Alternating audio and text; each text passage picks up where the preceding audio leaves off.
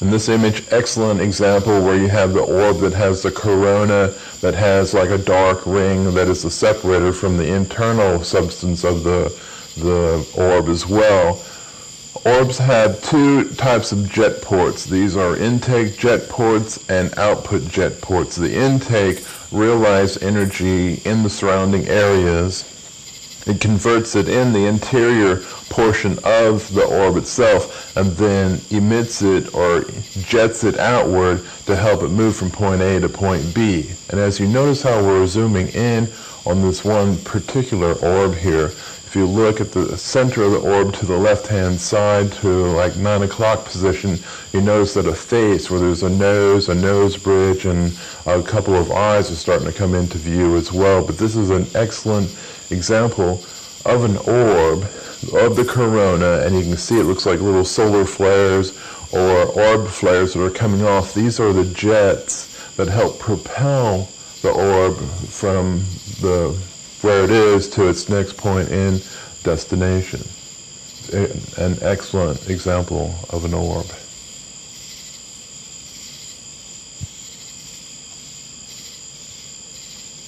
This next example is a photograph that I had taken at the store out in Leesburg known as Esoterica. Excellent example as well. This one helped educate me about understanding orbs. I'm putting up the link to the store if you're interested in going out there to do your own types of investigation. But it's an excellent example, and I'll zoom in and add some color spectrum.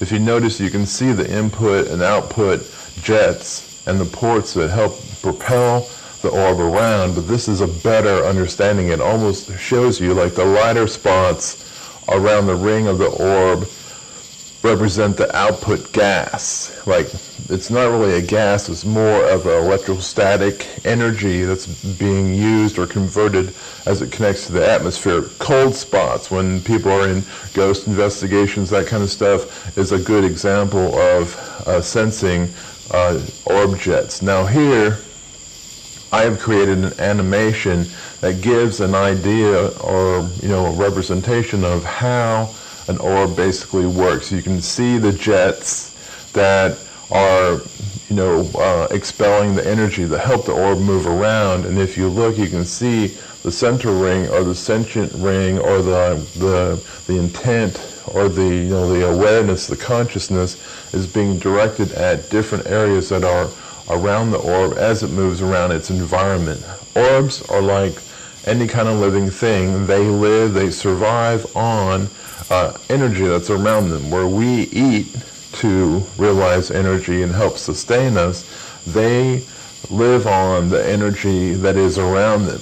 You tend to see them more at night than the daytime because the photons from the sun and everything tend to burn out the types of matter and substance that they use to dine on and help sustain their energy.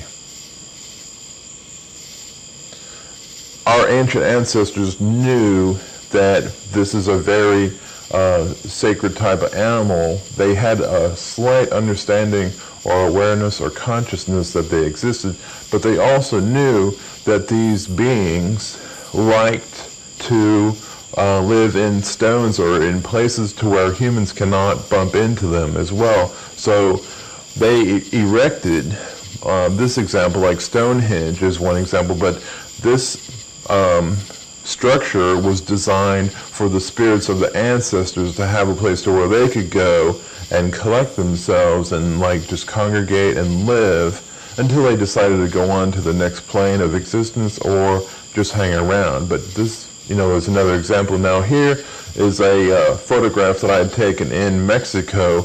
It was another stone, again, another stone block that a spirit had been living in, and it was a female sense. If you look, as I zoom out, the face is starting to show up, and the long hair on the side of the face is starting to show itself as well. So here's another example of spirits affecting stone around them.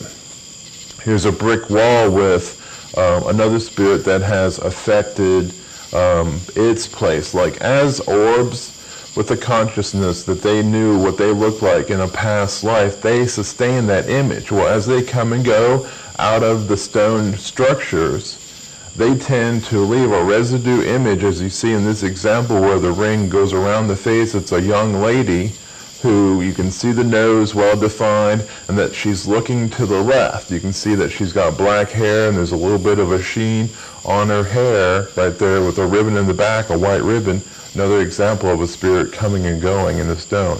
Here I've depicted taking a couple of photographs that I have and set them into stone. The head markers and the tombstones that are a part of our graves of our ancestors are basically a data reservoir for spirits to leave and collect themselves and their memories. Here is an example of a orb or a spirit that has been coming and going out of the wall in my bathroom, and it created a ripple on the wall, and this ripple eventually turned into the face of this individual. I'll put some eyes in here just to give you an idea of what it's like and how the face features all fit in here. But this is a very active spirit, and I interact with them from time to time with the bums, or I'll hear them say something to me before I'm about to fall asleep or right after I wake up. Again, it's another example of spirits as they come and go out of structures, whether it's stone or drywall or paint. They affect it as they come and go. Here is a creature that I had taken a picture of when I was out in the woods. It's a little dwarf or elf type creature who thought that they could hide from me underneath this little clump of sticks and wood or whatever. But this is an example that there are other beings, other life forms that exist out there that we have no clue, or most of us, but we're learning as we're studying and opening to the things around us. We learn that there is more life out there than our own.